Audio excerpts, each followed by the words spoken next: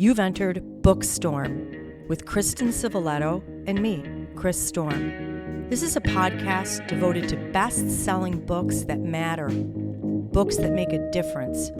We're diving down deep with beloved authors about their stories. We're exposing hot-button topics and heartfelt themes, the issues that affect each of us in our own lives, as siblings, parents, partners, friends, as human beings. We're braving new ideas, fresh thoughts, hard lessons, and important truths. Those kinds of things that stay with us long after we turn the last page and close the book. Welcome back to Bookstorm Podcast, all you book lovers, literally all around the world, 80 countries, all 50 US states, 1,800 cities. We know why you're here. We're bringing you the very best-selling fiction. We have a book here today that you're going to love and an author that we know you already do. We have LISA Barr with us today. Welcome, Lisa. Oh, thank you so much. It's wonderful to be here. Thank you. Well, I want to tell our listeners a little bit about you before we get started, because you've got a really cool bio here. Not only is Lisa a New York Times best-selling author of several books, she also served as editor for Jerusalem Post, managing editor for Today's Chicago Woman, managing editor for Moment Magazine, editor-reporter for the Chicago Sun-Times. Wow, you are around getting all the great stories. And I love this highlight of your career. She covered the famous handshake, we all know it, between the late Israeli Prime Minister Yitzhak Rabin and the late PLO leader Yasser Arafat and Bill Clinton at the White House. That had to be amazing. It was an incredible experience. It really was. Lisa has been featured on Good Morning America and the Today Show for her work as an author, journalist, and blogger. I've got two exciting pieces of news here. Actress Sharon Stone is set to produce and star in the film adaptation of Woman on Fire. Wow. Yes.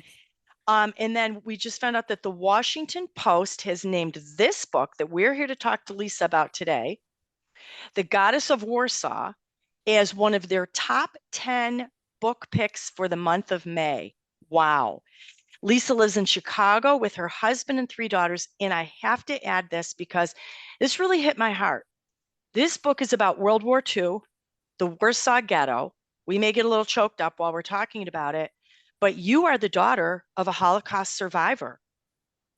Yes. My dad came to this country at 13 and survived the war with his family. And actually, my grandmother, may she rest in peace, was my best friend. And so the stories of the war were very much part of my childhood and very much about what I write about. And there's no better person to write it than you, coming from that lineage. And thank you to your family for sharing those stories and for books like this that make us never forget. Oh, thank you. I appreciate that. And Lisa, I too want to add my thanks that you are sharing these stories because, as Chris pointed out, we need to remember, we need to see it through the eyes of these families. And that's very much what you've done with this story. You have made it so personal in so many ways. So we're here to talk about The Goddess of Warsaw.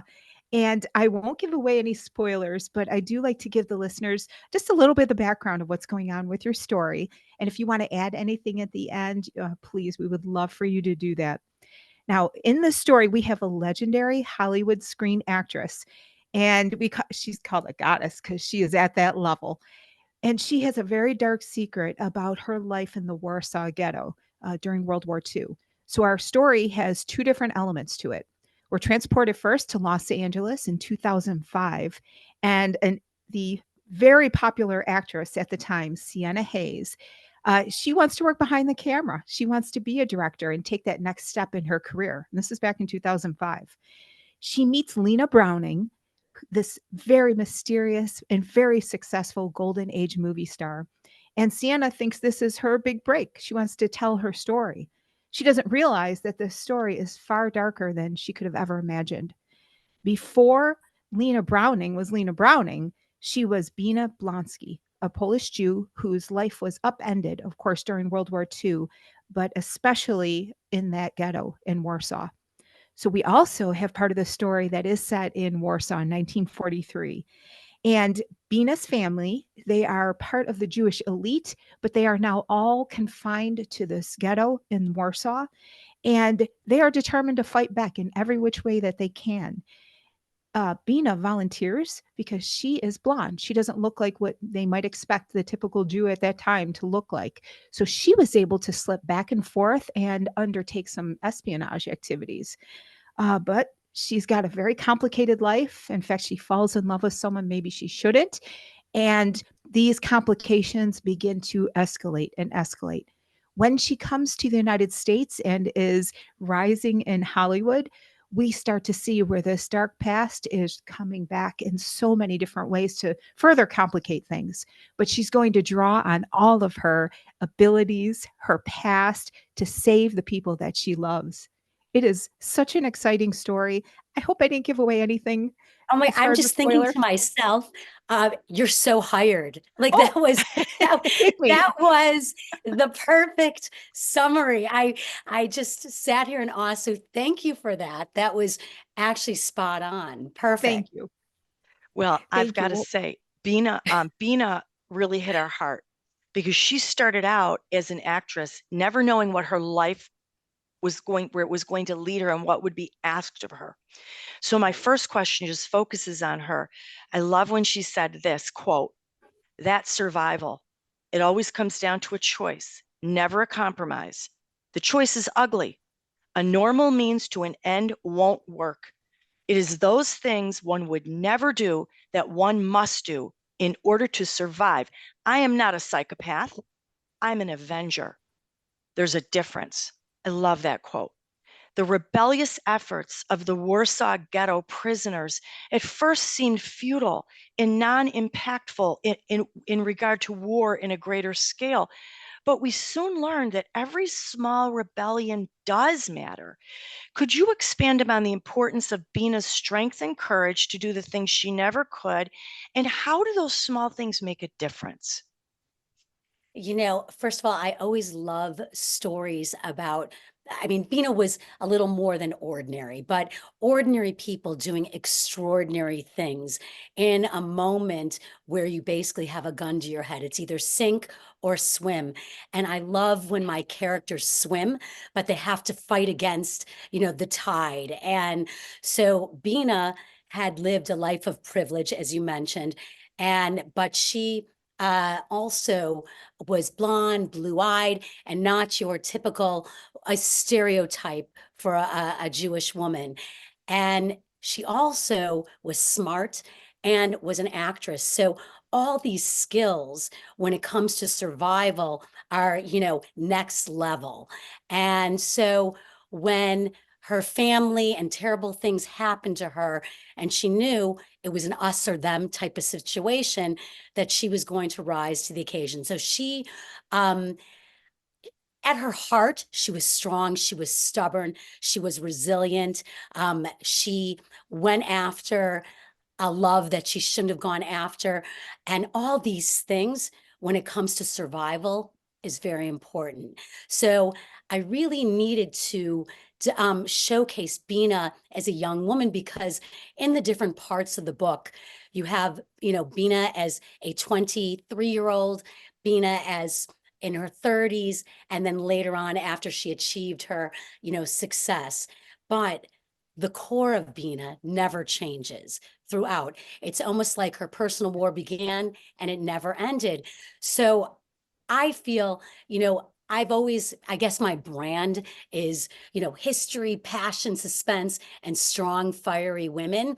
And right here, this is it, the whole enchilada in one woman. And she's badass. And I kind of fell in love with her. And, that's how she kind of began and how she ended. We all loved her, and it made us all feel that maybe we would be capable of doing that same thing. And I think you would be. I think wish I would. I loved her. And even in today's world, sometimes like we fight against evil and we think, am I even making a difference? I feel Mhm. like my efforts aren't mattering. But when I looked at her, I thought it does matter, because when we stop fighting, if we don't stand up for what's right, then what are we doing then? And I just want to Exactly. quote Zelda. Zelda said, I know it's not enough.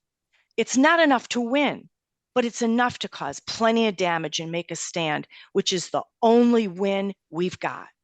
And I Yep. thought, They, wow, yeah, yeah. They knew you're talking a David versus Goliath situation, tanks versus slingshots. There, 400,000 Jews of Warsaw were all put into a ghetto, and everything was taken away. Many, many died of, disease and starvation and all those things. But those who survived, and we're talking children as young as 5, were smuggling. It was, you know, it was if you survived, it was an extraordinary circumstance. And so it's exactly that. It was either they fight back, and many knew they were going to die anyway, but the last word, the last voice, the last act had to be theirs. That was Zelda, the leader of the resistance, what she really tried to press upon, the fighters there that thank were staging this revolt. so important. Thank you. Yeah.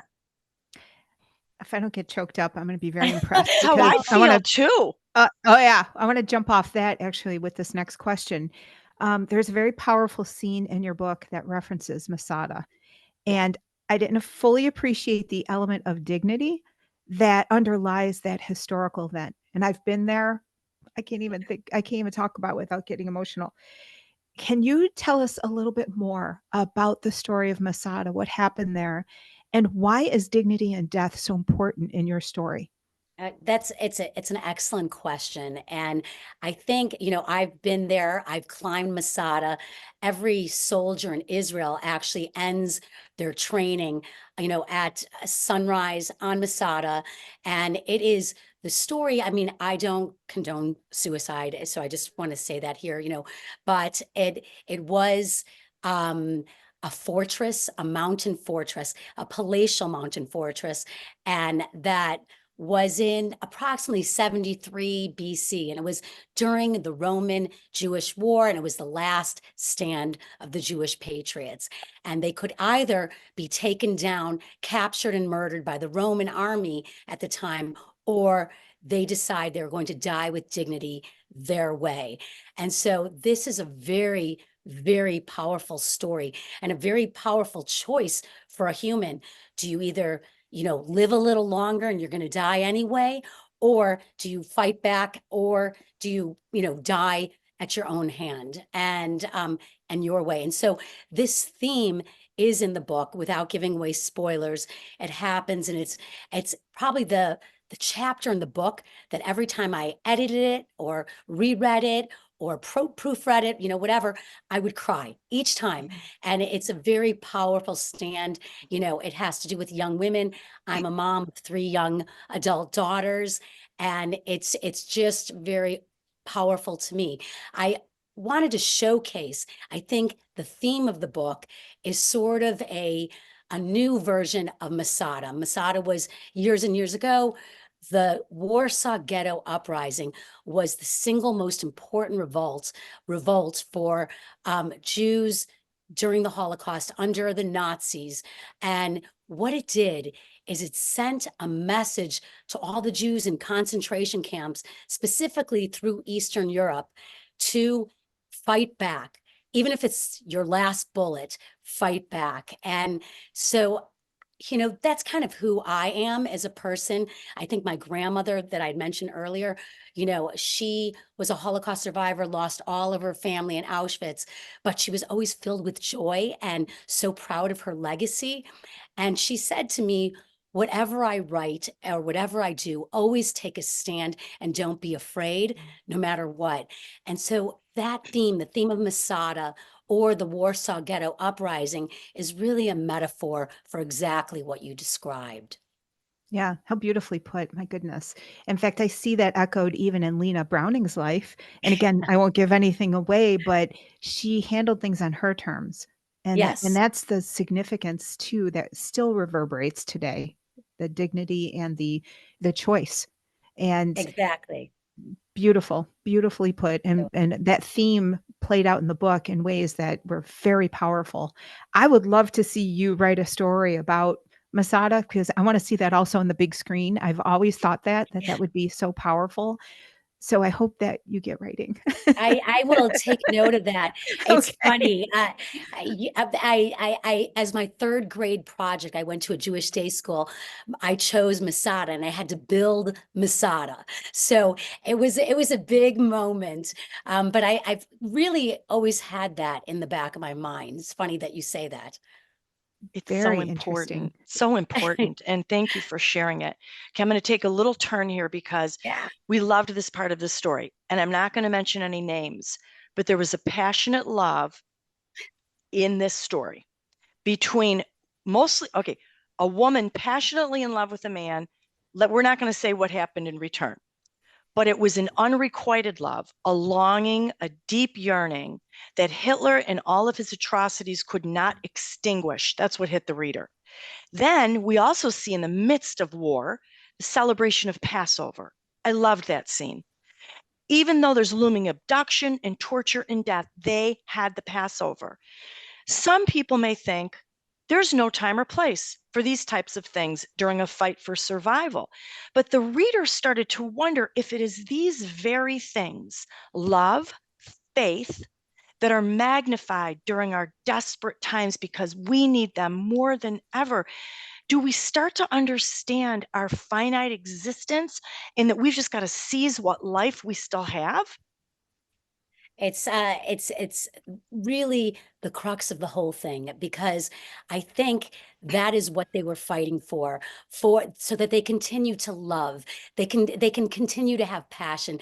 They can continue to celebrate the traditions of Passover. And many of those fighters who were right before the Warsaw Ghetto uprising, which began on April 19th, and it was the night before. It was the Seder was the night before the Passover Seder. So they had the Seder and then they picked up their arms to fight.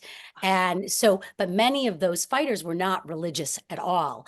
But they understood the significance. They were being persecuted for being Jewish. And just on a totally almost funny note, funny, not funny, one of my earliest readers, she's an author, and she sends me a text. She said, "Oh my God," she said, "you write Holocaust sex so well." And so it was exactly that because the human condition continues, whether it's war or peace, passion, love, desire, all those things still take place. And so for me, it could easily have been where I could have written this book as a history book. But in order to bring the human touch and the stories that really happen behind it, it is so important to describe real things that go on during war. And I think with my books and getting to what you're talking about is that it's not, there's no happily ever after, tied up in a bow. But what I love to leave my readers with is hope, at the end of all my novels. And I think that was the moments, like passion. It gives you hope of continuity. Even the Passover Seder before they're about to fight, it's a vision for what's going to be in the future. And when I did my research, I met with a Warsaw Ghetto survivor, and she was a young girl at the time, 10 years old. And she said during the worst of it, her father made sure she had her French lessons in the Warsaw Ghetto because I said, French lessons, you're surviving, you're starving. And she said he wanted to give her a vision that there's going to be life after this. And so I think that's what it all comes down to.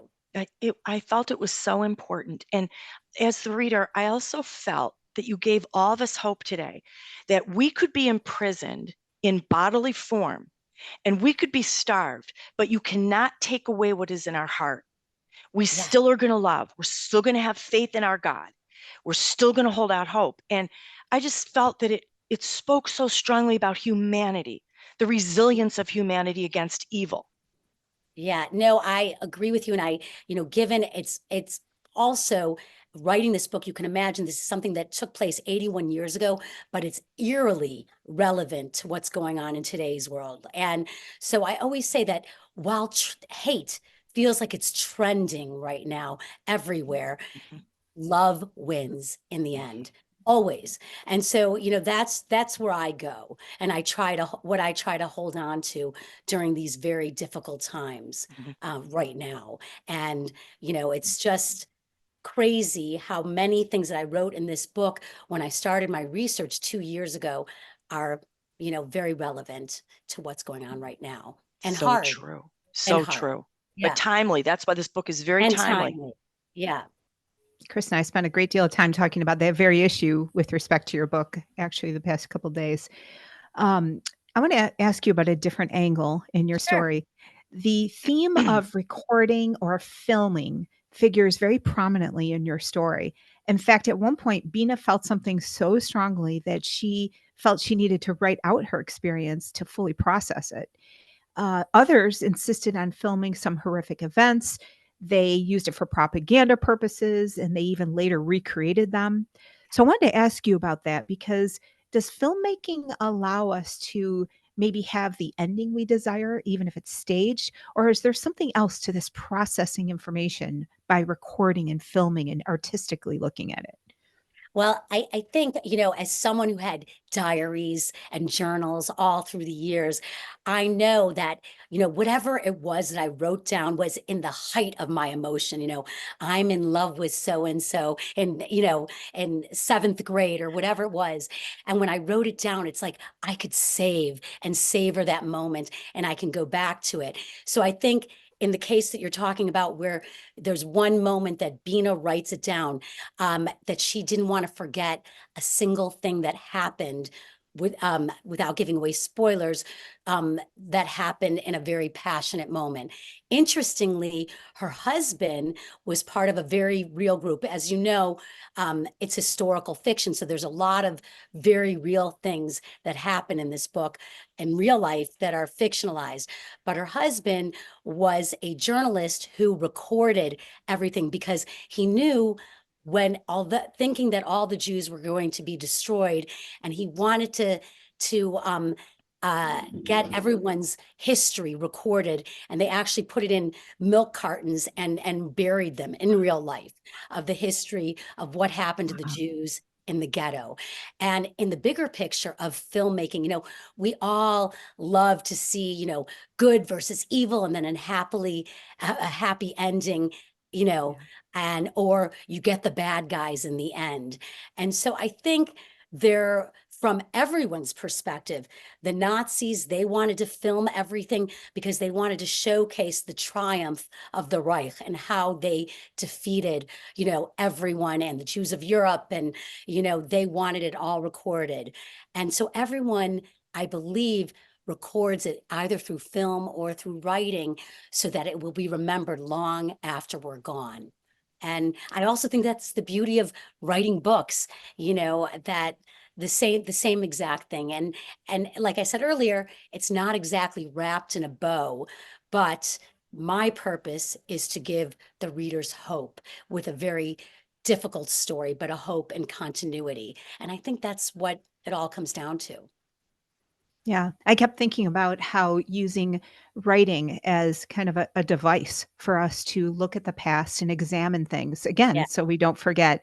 But it just reinstated from my mind how important art is in Yes. connection with history. And just as a factoid, most of my other books have to do with Nazi looted art, and the Nazis went after the artists in the beginning harder than they went after any single group. And the reason is that the reason is get rid of the idea makers first. And that's what happens when anyone takes over a country or a people or something. They go after the idea makers, the writers, the teachers, the philosophers, the podcasters, they go after the art, those who are creating art, which allow people to free think. And so it's very dangerous when art is quashed. Mhm. Yeah, excellent. And your other books are excellent. Chris Thank and you. I have read them. We Ah, absolutely I highly appreciate recommend that. them. And I know our listeners are going to want to connect with you. So we're going to tell them how. First of all, you have a wonderful website, lisabarr.com, but you are also on Facebook, on Instagram, on X, on Goodreads, on BookBub. And we have all kinds of exciting things that sound like they're developing, both with the book and with this movie that's coming Yeah. out. So we are very excited for you and so thankful that you came on to have a discussion about this book. We loved it. And really, we love to dive in deep, and you give us so much to chew on and think about and carry with us going forward. So thank you very much. Oh my gosh. Thank you. And thank you for your, very provocative and really thoughtful questions. That means a lot. And thanks for what you do for authors and books. And, I always say that thank you for telling your listeners to come find me, because I'm an open book and I love connecting with readers. It's wonderful. So Oh, it's been a Yeah, pleasure. we love Thank that. you, Thank you. Lisa. We loved having you on. Thank you for this book. It's a treasure. thank you. That was such an important discussion and such an important book with Lisa Barr. I mean, I saw both of us got choked up. You cannot talk about this topic of World War II and the atrocities that were committed and things going on in the world today without equating the two and really feeling it in your heart. I love that you brought up your question about the massive death, suicide, that you who were equating. I don't want to give any spoilers in the book, to an ancient occurrence in history. And I just thought about that when I read it, Kristen. I'm like, what does it take? In life, we always hold out hope before suicide or taking your own life. We hold out hope that maybe things could change. Maybe it won't get bad. I cannot imagine what it would feel like to reach a point where you say the best thing for me right now is to leave this world. It blows your mind. Yeah, it sure does. And two, I think this aspect of dignity and death really resonates in other areas as well. I mean, there's a lot of people who suffer and want the ability to choose when they die and how they die. And so I was thinking about all of those themes as I was reading the story, because dignity is so significant and important. It's one of the most important things we need to be carrying around with us, is respect for others and our own dignity. And she really brought that out both in the older story and the more modern story. That came through loud and clear. And that is this ability to, have that choice. I love that you said that dignity and the fact that it is your life, the freedom to live your life and do with your life what you want. That's what we celebrate in this country, our freedom. Now I'm going to talk about something tough here. This is tough, but I don't know. It may sound terrible, but I'm going to tell you.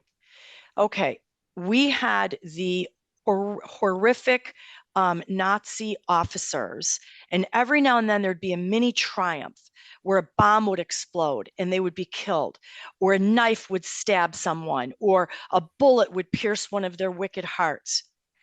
I don't know if it was just me, but after everything they did, when that moment came and the knife pierced the heart or the bomb exploded and some died, I wasn't satisfied. I said the crime was way more worse than the punishment. Do you ever feel that way? I just thought, oh, okay, so he exploded. I'm like, no, it's not enough. It's not enough. Yeah. Maybe, and as Lisa was talking today, I thought, maybe this is what makes it enough. The telling and the retelling and the never forgetting for future generations to learn and make sure that it doesn't happen, to teach us to stand up for it. Maybe that is where the satisfaction lies in it. Maybe that is where the vindication comes from. but I just had I wanted something more. Yeah. Well, that's her notion of love ultimately triumphs over hate. And so I think that's one element of what you're getting to, right? Is that going forward, we remember and we do better. I don't know. But also, you got to think on another level, and that is an eternal level. If you are a person of faith and you believe that there are other things that will happen with that person, with their soul. So, you've got to tap into what you believe and somehow allow that to sit on you a little bit, that it's not all what's here on this earth. Because I agree with you. There are some people for whom death is too good of an option. I want you sounds to terrible suffer. to say it, but listen, Yeah. we talk about hot button topics and we're not holding it back. And I thought it right away. I'm like, it's not enough. And I like that you brought that up, because I do believe in an unseen world and I am a God believer. So yes, that is where our satisfaction is going to lie. Absolutely. Yeah, no doubt. Yeah. I just thought the whole thing was amazing. I wanted to ask you one other question, because you brought this up and I thought it was really interesting. We saw a couple characters who had incredible courage. Do you think everyone is capable of that kind of courage? Or is it something that only after an extreme test of that courage, we see them strengthen? What do you think? Well, I don't know, but I would like to believe, yes, that we are all capable, but I think that no, we are a compilation of all sorts of different people and personalities and characteristics and DNA. And I think that some of us and most of us may rise to the occasion, and some may just turn around and run or crawl into a little hole and hide. I think we've got two different types of people. I don't know which one I am. I won't know until I'm faced with something like that. But I really hope and believe I would be the one, like in Lisa's story, like Bina, who just stands up and becomes a whole different person than she ever imagined she could be. Yeah. How about you? Absolutely. I think I know about myself, because injustice is very strong in my life. If I see it, I can't help but react. But I watched a video the other day of somebody on a San Francisco street, and there were several men and a woman standing by, and a man was getting attacked. And they were all on their cell phones, probably calling the police, who knows. And I was thinking to myself, would I be on the cell phone, or would I be helping the guy who was trying to fight back? And it's a small reminder, or a small scenario. But here we had such a massive situation that was underway, and there's confusion and darkness and desperation. So I don't know. I think, knowing me, and I think knowing you and I, it would be hard for us to be silent. Oh, yeah. We're going to be leaders. We'll be leading the whole brigade and the uprising and the rebellion. We will. Well, anyway, I want to tell our listeners, though, about what we have coming down the pipe, because we have all kinds of exciting topics to talk about with these authors and these books. We have Emiko Jean, The Return of Ellie Black, Jamie Brenner, A Novel Summer, Kate White, The Last Time She Saw Him, Lisa Wingate, Shelterwood, Jill Shalvis, The Summer Escape. We have Brian Andrews and Jeffrey Wilson both coming on. They write for Tom Clancy, Act of Defiance. We have Amanda Peters with The Berry Pickers. A lot of buzz about that book. We cannot wait to talk to her about that one. And before we let you go, listeners, we want to tell you how to connect with us. You can find us on Facebook, on Instagram, on X. Come to our website, bookstormpodcast.com. We're also on YouTube. If you search for Bookstorm and Podcast, we'll come right up. We have all kinds of excellent videos. Until next time, listeners, one of the best ways to brave the storm is to dive down deep into life-changing fiction.